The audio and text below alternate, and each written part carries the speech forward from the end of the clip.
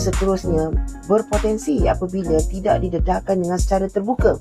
Kalau dah memang tak ada visa haji, parents kita went through to all the nonsense, buka sahaja supaya jadi peringatan kepada masyarakat. Itu yang I tak faham. Kita ni buat viral yang aib-aib tu buka selamba je.